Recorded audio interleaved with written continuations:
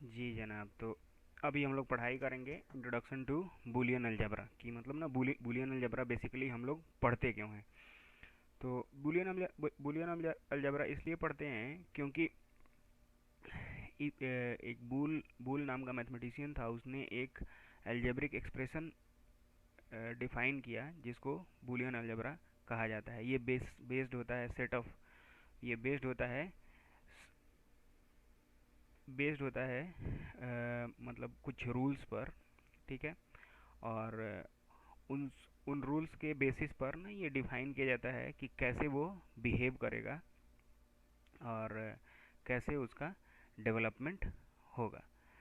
तो it is the set of rules used to simplify the given logic expression without changing its functionality.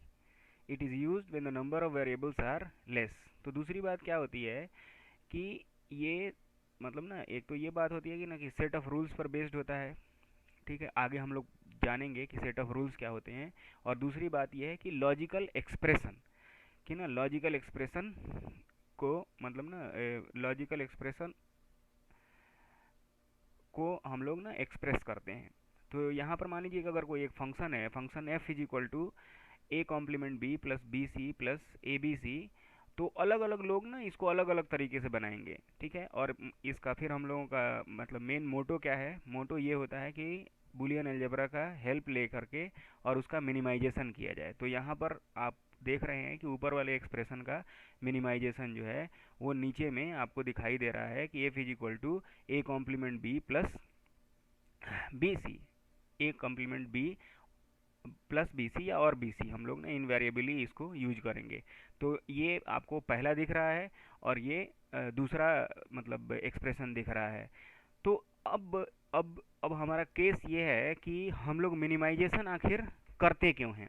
ठीक है। और इसी को मतलब ना इसी को ही इसी लॉजिकल एक्सप्रेशन को मतलब गेट लेवल मिनिमाइजेशन भी कहा जाता है। तो बेसिकली ये मिनिमाइजेशन करने की एक वजह होती है कि मिनिमाइजेशन क्यों करना है। दूसरी बात यह है कि किसी भी फंक्शन का, किसी भी लॉजिकल एक्सप्रेशन का मिनिमाइजेशन करने के बाद अलग अलग लोगों की वैल्यू अलग अलग आ सकती है। तो ये एक प्रॉब्लम होता है बूलियन अलजेब्रा में, या बूलियन एक्सप्रेशन जब लिखते हैं तो उसमें ये एक प्रॉब्लम होता है। अब बुलियन एक्सप्रेशंस मतलब ज़्यादातर बेनिफिशियल होते हैं एक दो या तीन वेरिएबल्स के लिए। इससे ज़्यादा अगर वेरिएबल्स रहेंगे तो ये बूलियन अलजेब्रा से उसको सॉल्व करना थोड़ा मुश्किल हो जाता है। तो इस जब एक से मतलब तीन से ज़्यादा वेरिएबल्स रहते हैं तो हम लोग क्या यूज़ करते हैं, मैप मेथड। तो आगे हम लोग पढ़ेंगे कि कार्नफ मैप क्या होता है और कार्नफ मैप का यूज़ क्यों करते हैं। तो मतलब कार्नफ मैप का यूज़ कैसे करते हैं, और आप भी मतलब अच्छी तरीके से जानते होंगे कि कार्नफ मैप का यूज़ क्यों करते हैं। और जहाँ तक रही बात इसकी कि हम लोग मिनिमाइजेशन क्यों करते हैं, मिनिमाइजेशन करने की एक वजह होती है, खास वजह होती है। मिनिमाइजेशन करने की वजह ये होती है कि हम जानते हैं कि कोई भी लॉजिकल एक्सप्रेशन मतलब कोई डिजिटल सर्किट अगर हम डिज़ाइन कर रहे हैं तो उस डिजिटल सर्किट्स में क्या होंगे, गेट्स होंगे। तो जितना ज़्यादा गेट हम यूज करेंगे, मतलब जितना ज़्यादा हम लॉजिक गेट यूज करेंगे, उतना ज़्यादा रिसोर्स उसको देना पड़ेगा, उतना ज़्यादा पावर डेसिपेशन होगा, उतना ज़्यादा हीट जनरेशन होगा। इस वजह से क्या होगा कि हमारी जो कॉस्ट इफ़िशियंसी है वो घटेगी। तो हमारा गोल ये है कि किसी भी तरह से हम पावर डिसिपेशन को घटाएं और नंबर ऑफ लॉजिक गेट्स को घटाएं। मतलब उसी काम को जब करना है तो नंबर ऑफ लॉजिक गेट्स घटा के अगर हो जाता है तो ये सबसे बेस्ट एग्जाम्पल है। तो ये सबसे बेस्ट एग्जाम्पल है। अब हम लोग देखेंगे कि यहाँ पर जो फंक्शन लिखा हुआ है यहाँ पर कितने गेट्स का यूज़ हुआ है। तो यहाँ पर अब देखिए कि ए कॉम्प्लीमेंट के लिए एक नॉट गेट चाहिए, फिर इन दोनों में एंड गेट चाहिए, फिर यहाँ पर एक एंड गेट चाहिए, फिर यहाँ एक एंड गेट चाहिए, तो ये चार हुए। और उसके बाद इन सब में ऑरिंग हुई है, तो एक और गेट चाहिए। तो मतलब एक और गेट में जिसमें तीन वेरिएबल का और गेट, तो ये हो जाएगा पांच गेट्स इसमें चाहिए। और मिनिमाइजेशन के बाद कितने गेट्स चाहिए, तो चार गेट्स चाहिए। चार गेट्स कैसे चाहिए, तो यहाँ एक एंड गेट और यहाँ पर एक एंड गेट, यहाँ एक नॉट गेट और दोनों को मिला के एक और गेट। तो 4 गेट हो गया। तो अब यहाँ से 5 गेट से हम लोगों ने इसको लेके आया, हम लोग आए इसको 4 गेट तक। तो यही इसका बेनिफिट है कि मिनिमाइजेशन करने से हम लोगों ने नंबर ऑफ गेट्स जो है वो घटा दिए, नंबर ऑफ लॉजिक गेट्स जो है घटा दिए, और मतलब इनवेरिएबली, मतलब अंदर ही अंदर हम लोगों ने क्या किया कि जो इसमें हमारा खर्च होने वाला था, मतलब जो पावर डेसिपेशन होने वाला था, या फिर जो सर कॉम्प्लेक्सिटी थी सर्किटरी की, सर्किट की जो कॉम्प्लेक्सिटी थी, उन चीज़ों को भी हम लोगों ने घटा दिया। तो बेसिकली ये दोनों, मतलब दो तीन निशाने लगाए हम लोगों ने इस चीज़ से। अब हम अब हम लोग अब हम लोग ये डिस्कस करेंगे कि लॉजिकल एक्सप्रेशन क्या होता है। तो लॉजिकल एक्सप्रेशन के लिए हमने एक जेनरिक एग्जांपल लिया है, जो मतलब डेली लाइफ का एग्जांपल है कि अगर आपको बाहर जाना है, घर से बाहर जाना है, और आपको मतलब आप एक कंडीशन लगाते हैं कि मुझे जब घर से बाहर जाना है तो छाता लेके जाना है। कब, किस स्थिति में छाता लेके जाना है? या तो मैं अगर कार लेके नहीं जा रहा हूँ, अगर कार लेके जा रहा हूँ तो छाता लेके जाने की ज़रूरत नहीं है। अगर कार नहीं लेके जा रहा हूँ तो छाता लेके जाना है।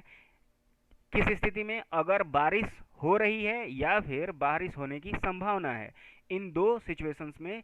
तो प्रश्न ये है कि ना, हम क्यों कब छाता लेके जाएंगे और कब नहीं लेके जाएंगे। तो इसको हम लोग एक लॉजिकल एक्सप्रेशन में लिखते हैं। तो इस लॉजिकल एक्सप्रेशन में लिखने का तरीका ये है कि अब हम लोग अपना मतलब ना कंडीशन डिफाइन करते हैं कि हमारे पास सबसे पहले दो इनिशियल कंडीशंस हैं। इनिशियल कंडीशंस क्या क्या हैं कि अगर बारिश हो रही है, ठीक है, और दूसरा इनिशियल कंडीशन क्या है कि या तो बारिश का फोरकास्ट है। तो अगर ये दोनों चीज़ें हैं, ये या ये दोनों में से कोई एक चीज़ है, तो इसका मतलब ये है कि छाता लेके जाना है। अगर हम लोग कार लेके निकल रहे हैं तो फिर छाते की जरूरत नहीं है। तो इसीलिए हम लोगों ने यहाँ एक नॉट गेट इम्प्लाई मतलब नॉट गेट लगाया है, और नॉट गेट लगाया है। तो अगर तो हम लोग छाता लेके आ रहे हैं, फिर तो मतलब छाता, मतलब यहाँ से क्या हुआ कि अगर दोनों में से कोई एक कंडीशन मैच कर गया तो इसका मतलब कि छाता लेके जाना है। अगर कार लेके नहीं जा रहे हैं तो भी छाता लेके जाना है। तो जो हमारा इनिशियल कंडीशन था उसको हम लोगों ने इम्प्लीमेंट कर दिया, ठीक है।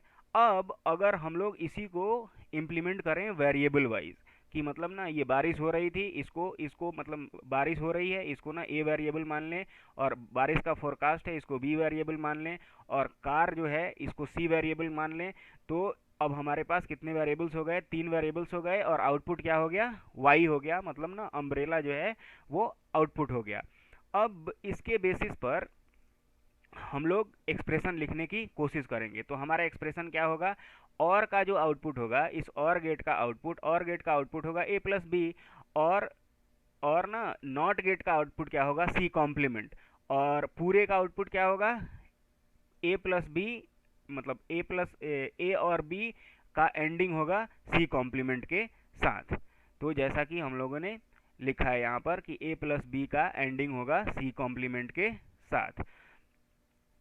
तो यहाँ से अब इस एक्सप्रेशन से, और जब हर हर वक्त बारिश की स्थिति, मतलब ना ये तीनों जो हमारा लॉजिकल एक्सप्रेशन था उसको हम लोगों ने कम्प्लीटली क्या कर दिया? एकदम अच्छे से इम्प्लीमेंट कर दिया लॉजिकल एक्सप्रेशन में। तो यही हुआ। इसी बात को हम लोग आगे अब सर्किटरी के मेथड में पढ़ेंगे, ठीक है। और इसका मतलब ना एक्सपेंशन जब हम लिखेंगे तो इसका एक्सपेंशन कुछ इस तरह से होगा कि मतलब ना इसका एक्सप्रेशन हम लोग ऐसे लिख सकते हैं कि बी ए सी कॉम्प्लीमेंट, और बाद में हम लोग देखेंगे कि कैसे इसका एक्सपेंशन ऐसे आया है, क्योंकि बुलियन अलजेब्रा में जो रूल्स होते हैं उन रूल्स के हेल्प से हम लोग इसका एक्सपेंशन लिख सकते हैं। अब हम लोग सबसे पहले ना एक रूल देखेंगे, और वो सबसे पहला रूल क्या है? कॉम्प्लीमेंट का रूल है। सबसे पहला रूल क्या है? कॉम्प्लीमेंट का रूल है। अब हम लोग ये देखेंगे कि कॉम्प्लीमेंट का रूल आखिर है क्या। तो किसी भी वेरिएबल का जब कॉम्प्लीमेंट लेते हैं, तो उसको डिनोट कैसे करते हैं वो तो सबको पता है कि हम लोग डिनोट कैसे करते हैं। तो डिनोट करने के लिए क्या होता है? ए प्राइम लेते हैं, या ए बार लेते हैं, या नॉट ए लिखते हैं।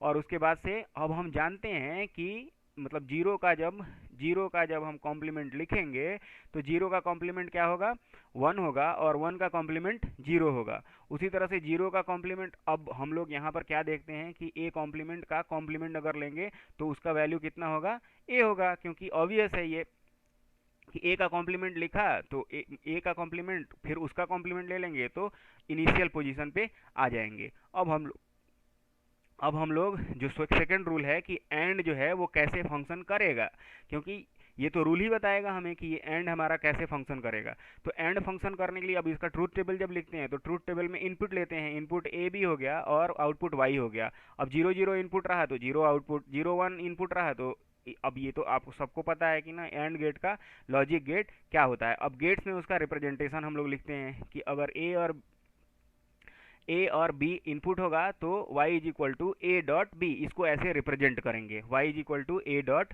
बी। अब हम लोग कुछ केसेस देखते हैं कि अगर ए डॉट ए किया जाए तो वैल्यूज क्या होंगी। मतलब A dot A is equal to क्या होगा कि अब ए अगर जीरो हो और ए मतलब ए जीरो की स्थिति में क्या होगा, जीरो जीरो, जीरो जीरो का मतलब क्या हुआ, जीरो, और वन वन का मतलब क्या हुआ, वन। इसका मतलब ये हुआ कि जो ए है, अब यहाँ से देखिए कितना मतलब ज़बरदस्त बात है कि बी पर ना ये मतलब ये वैल्यू जो है क्या होगा कि जो ए है वही आउटपुट भी आ रहा है, जो ए है वही आउटपुट भी आ रहा है। इसका मतलब ये है कि जो आउटपुट होगा वो ए ही होगा। मतलब ए डॉट ए बराबर ए डॉट जीरो बराबर जीरो, ठीक है। और ए डॉट जीरो बराबर जीरो कैसे होगा, ये ऑब्वियस है। आप ना एक बार मतलब थोड़ा सा ये करेंगे, एक्सप्रेस करेंगे तो पता चल जाएगा आपको। उसी तरह से A dot one is equal to A dot one या ए एंड वन, इसको ना बेसिकली एंड कहते हैं। तो A and one is equal to A and A complement, A and A complement is equal to zero, A and A complement is equal to zero. इस ऐसा A and A complement is equal to zero, A and A complement is equal to zero. अब उसी तरह से उसका derivation, उसका मतलब कैसे करेंगे, तो जब देखेंगे कि ए और ए कॉम्प्लीमेंट क्या मतलब ना दोनों को मिलाएंगे तो दोनों में कुछ भी कॉमन नहीं है। और ये वैल्यूज़ जो हैं वो बहुत हेल्प करते हैं, इनको इंसान को याद रखना चाहिए, क्योंकि अगर ये वैल्यूज़ अगर आपको याद रखते हैं तो ये आपको एक्सप्रेशंस को सॉल्व करने में बहुत मदद करेंगे। क्योंकि जब भी हम लोग कार्नफ मैप का मिनिमाइजेशन भी करेंगे तो भी इन वैल्यूज़ का मतलब ना इन वैल्यूज से हेल्प लेंगे। दूसरी बात यह है कि अब और के बारे में देखते हैं।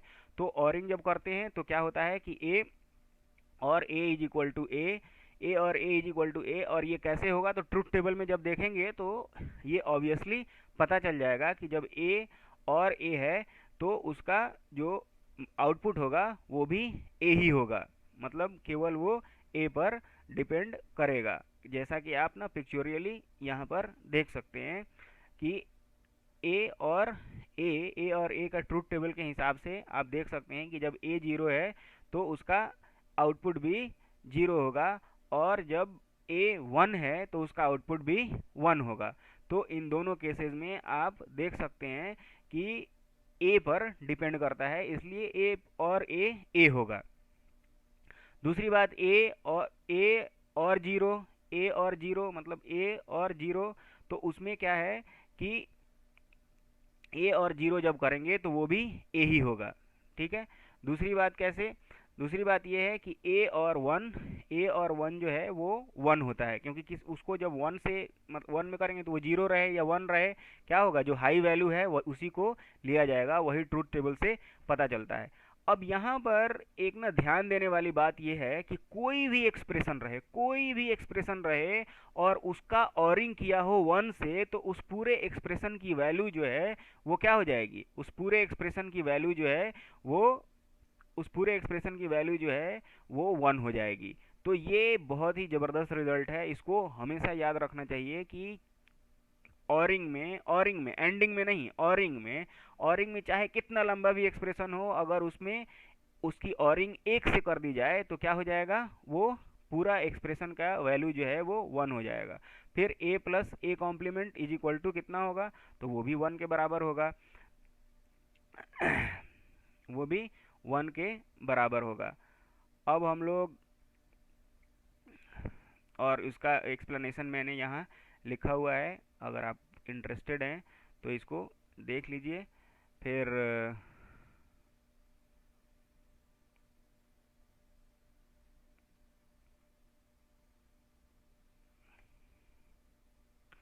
फिर अभी हम लोग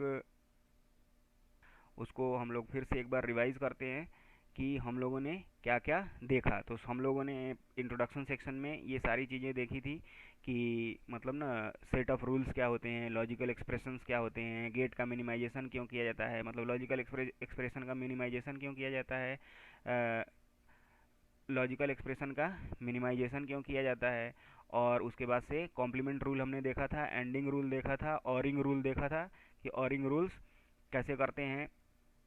फिर हम लोग जो इम्पोर्टेंट चीज़ें थी उन पर भी हम लोगों ने ध्यान दिया था। और इन सारी चीज़ों को अगर थोड़ा थोड़ा एक्सपीरियंस किया, मतलब रिपीट किया जाए तो ये सारी चीज़ें याद हो जाएंगी। अब हम लोग लॉज देखेंगे, डिस्ट्रीब्यूटिव लॉ, एसोसिएटिव लॉ, क्योंकि ये लॉज भी इम्पॉर्टेंट होती हैं। ये लॉज भी, डिस्ट्रीब्यूटिव लॉ है या फिर एसोसिएटिव लॉ है, डिमॉर्गन्स लॉ है, ये लॉ जो हैं वो बहुत ही हेल्प करती हैं। अब जैसे ए एंड बी और सी, इसका इस एक्सप्रेशन का वैल्यू क्या होगा डिस्ट्रीब्यूटिव लॉ से, ए डॉट बी और ए डॉट सी। तो यहाँ पर दूसरे एक्सप्रेशन में ना ध्यान देने वाली बात है, दूसरे एक्सप्रेशन में ध्यान देने वाली बात है कि ए और बी डॉट सी, इसका भी डिस्ट्रीब्यूशन होता है। जबकि ना नॉर्मल मैथमेटिक्स में क्या होता है कि नॉर्मल मैथमेटिक्स में मेरे ख्याल से ऐसा नहीं होता है, नॉर्मल मैथमेटिक्स में ऐसे नहीं होता है। लेकिन बुलियन अलजेब्रा में ये एक बात डिफरेंट है कि आप ना मतलब ना केवल क्या करते हैं, ऑपरेटर का साइन चेंज कर दिया तो वैल्यू, मतलब ना आपको ऑपरेटर का साइन चेंज कर दिया और वैल्यू उसी तरह के उसी तरह रहे। तो ये एक इम्पॉर्टेंट डिफरेंस है जिसको याद रखने की ज़रूरत है।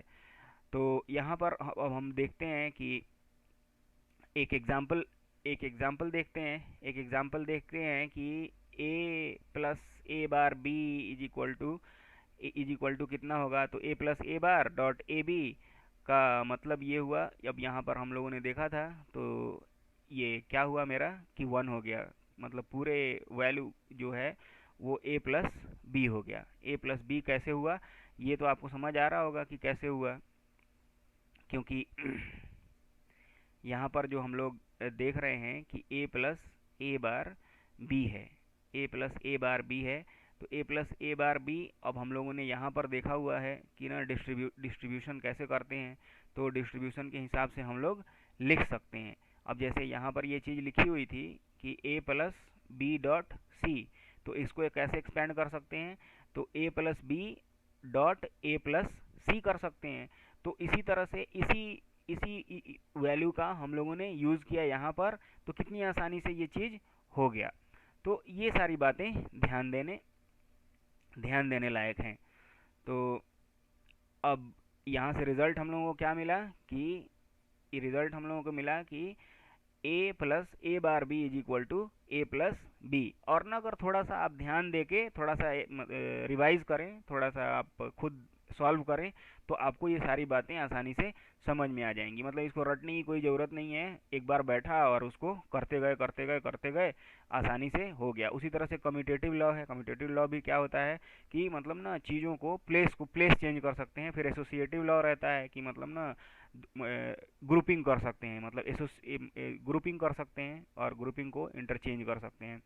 तो अब उसके बाद से हम लोग ये देखेंगे। अब ये एक चीज़ ना इम्पॉर्टेंट है, बहुत ही इम्पॉर्टेंट है, बहुत इम्पॉर्टेंट है, प्रायोरिटी। प्रायोरिटी जैसे हम लोग ना मैथमेटिक्स में प्रायोरिटी पढ़ते थे, मैथमेटिक्स में प्रायोरिटी क्या पढ़ते थे कि मतलब ना कि अगर ना पैरेंथेसिस होगा तो उसका ऑपरेशन सबसे पहले करेंगे, उसके बाद से अगर कोई ऑफ है तो उसके बाद उसका ऑपरेशन करेंगे, उसके बाद डिवीजन का ऑपरेशन, उसके बाद मल्टीप्लिकेशन का, उसके बाद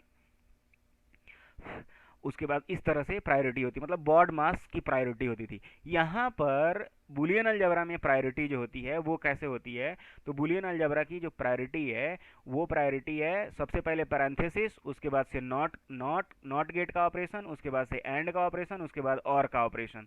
तो इस प्रायोरिटी में आपको अपना ऑपरेशन परफॉर्म करना है। ठीक है, ये प्रायोरिटी एकदम याद रखनी चाहिए कि नॉट गेट, एंड गेट और गेट। और आगे हम लोग ये देखेंगे एग्जांपल्स में कि हम लोग कैसे सॉल्व करते हैं। अब उसके बाद से हम लोग डिमार्गन्स लॉ क्या होता है हम लोगों को अच्छे से पता है कि ना, डिमार्गन्स लॉ में मतलब ना क्या करते हैं कि जब एक्सप्रेशन का कॉम्प्लीमेंट निकालते हैं तो सारे वेरिएबल्स मतलब सारे वेरिएबल्स के नोटेशन जो हैं वो चेंज हो जाते हैं। और तो यहाँ पर हम लोगों ने एग्जांपल देखा कि ए और बी होल का कॉम्प्लीमेंट क्या होगा, ए कॉम्प्लीमेंट, और की जगह पर एंड हो जाएगा तो A complement and B complement.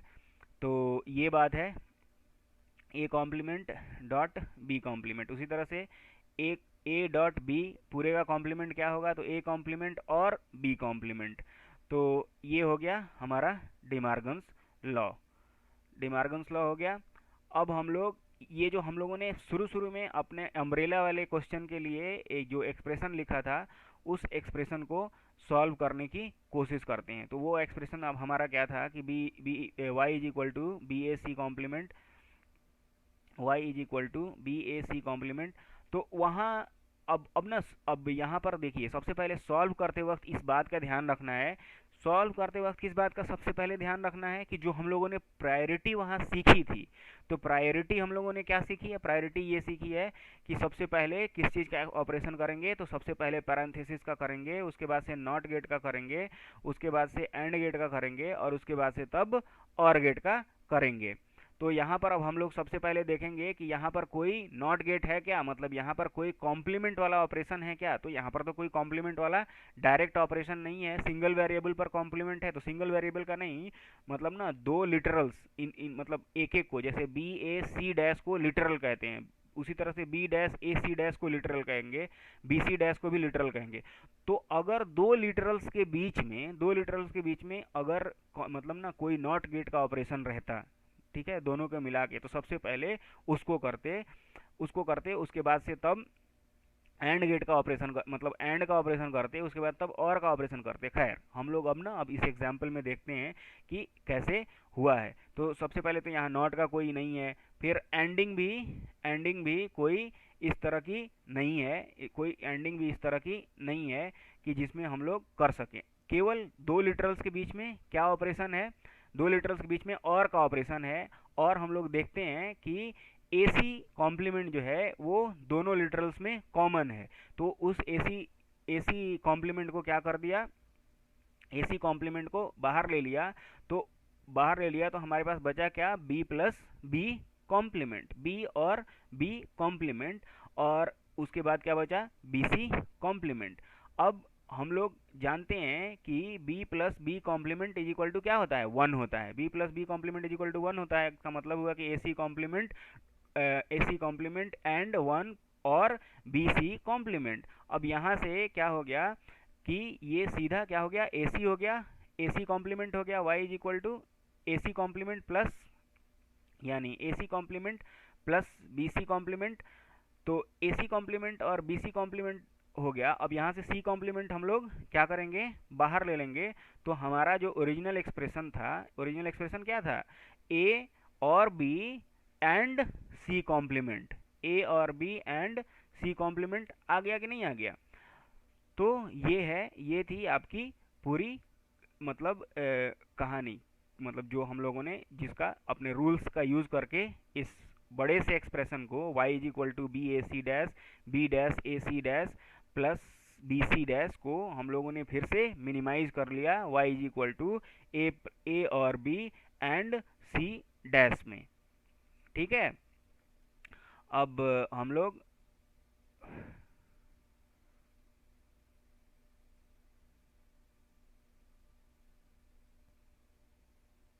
हम लोग कुछ एग्जाम्पल्स देखेंगे कि ये एग्जाम्पल्स आखिर ये एग्जाम्पल्स को कैसे सॉल्व करेंगे। तो पहला एग्जाम्पल हमारा क्या है, पहला एग्जाम्पल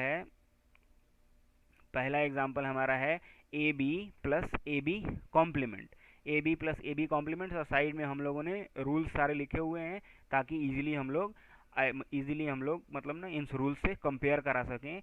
तो अब इसका पहले का सॉल्यूशन लिखते हैं, F is equal to A dot B और ए डॉट बी कॉम्प्लीमेंट। तो यहाँ पर हम लोग क्या सबसे, और तो हम जब इसको सॉल्व करने जाएंगे तो सबसे पहले क्या चीज़ देखेंगे, सबसे पहले हम प्रायोरिटी देखेंगे। तो प्रायोरिटी में सबसे पहले क्या आता है, नॉट गेट की प्रायोरिटी आती है, उसके बाद से एंड गेट की मतलब ना उसके बाद से एंड ऑपरेशन की प्रायोरिटी आती है, उसके बाद से और ऑपरेशन की प्रायोरिटी आती है। तो अब इस एक्सप्रेशन में क्या है, नॉट गेट का कोई ऑपरेशन नहीं है, उसी तरह से एंड गेट का कोई ऑपरेशन नहीं है, अब केवल किस चीज का ऑपरेशन है, तो और गेट का ऑपरेशन है। अब हम देखते हैं कि यहाँ पर ए दोनों लिटरल में कॉमन है, तो ए को कॉमन ले लिया और हाथ में क्या आया हमारे, बी और बी कॉम्प्लीमेंट का मतलब हम जानते हैं कि 1 होता है। तो एफ इज इक्वल टू हमारा कितना आ गया, ए आया, F is equal to A answer हुआ, मतलब इस पूरे एक्सप्रेशन का वैल्यू ए के बराबर हुआ। तो यहाँ पर हमारा आउटपुट, अब हम लोग इसको अगर इसमें ट्रुथ टेबल से देखते हैं तो ट्रुथ टेबल में कितनी वैल्यू आती है। ट्रुथ टेबल में ए बी का वैल्यू डाला और उसके बाद से कॉरेस्पॉन्डिंग वैल्यू चेक करते गए तो जब A is equal to zero और B is equal to zero तो F is equal to correspondingly zero होगा। A is equal to zero और बी इज इक्वल टू 1 तो F is equal to correspondingly क्या होगा, जीरो होगा। फिर A is equal to 1 B is equal to zero तो F is equal to correspondingly क्या होगा, 1 होगा।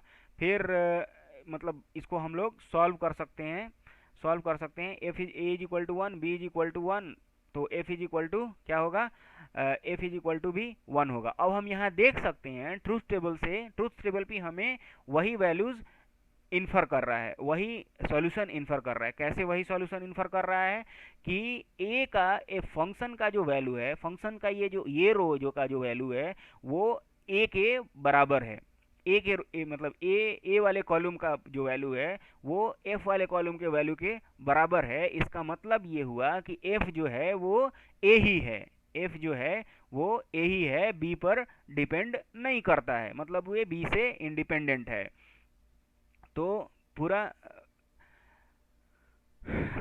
अब ये समझ में आ गई। अब दूसरे क्वेश्चन का सॉल्यूशन देखते हैं कि एफ इज इक्वल टू अगर A B plus A B dash C plus A B dash C dash है तो इसका सॉल्यूशन कैसे हो। तो सब में ए कॉमन है तो ए कॉमन ले लिया, उसके बाद से B dash C plus B dash C dash, तो ये आप कर सकते हैं। फिर यहाँ से हमें अगर मतलब बी डैश सी अगर रहता है तो उसका वैल्यू हम जब देखते हैं चेक करते हैं तो ए बी ले सकते हैं, तो मतलब ना बी प्लस सी लिख सकते हैं, B plus C plus B dash C dash, मतलब इसमें से डिस्ट्रीब्यूटिव लॉ से हम जानते हैं उसका रिजल्ट से रिवर्स रिजल्ट से। तो फिर उसके बाद से A and B plus C dash plus C, और यहाँ पर C plus C dash is equal to 1 होता है। और किसी चीज़ का जब इम्प्लीमेंटेशन हम 1 कर मतलब किसी चीज़ का ऑरिंग जब 1 कर देते हैं, किसी चीज़ का जब हम ऑरिंग 1 कर देते हैं तो वो पूरा एक्सप्रेशन ही 1 हो जाता है। तो मतलब बी और 1 इज इक्वल टू 1 हो गया और A and 1 is equal to again A हो गया। तो अब हम यहाँ देख सकते हैं कि हमारा जो इतना बड़ा एक्सप्रेशन था A B plus A B dash A B complement C plus A B complement C complement, ये अगेन कितने के बराबर आया, ए के बराबर आया। तो ये ना इम्पोर्टेंट रिजल्ट्स हैं, अगर आपको याद रहते हैं तो दैट्स मतलब ना ये बहुत आपको हेल्प करेंगे मिनिमाइजेशन करते वक्त। जब आप मिनिमाइजेशन करेंगे तो आपको बहुत हेल्प करेंगे। और मतलब ना आप कैसे इसको दिमाग में रख सकते हैं। अब हम लोग ये देख सकते हैं कि इन सारी चीज़ों की बेनिफिट क्या है, कि मतलब ना फिर से एक बार से इस चीज़ पर ध्यान देते हैं कि अगर हर गेट कुछ टाइम लगाता है, जैसे एक गेट जो है वो टी ए टाइम लगाता है, दूसरा गेट टी बी टाइम लगाता है, तीसरा गेट टी सी टाइम लगाता है, तो अलग अलग गेट्स मिला के कितने टाइम लगाएंगे किसी फंक्शन को करने के लिए। तो T A plus T B plus T C मतलब पूरा टाइम जो होगा वो आपका ज़्यादा होगा। दूसरे केस में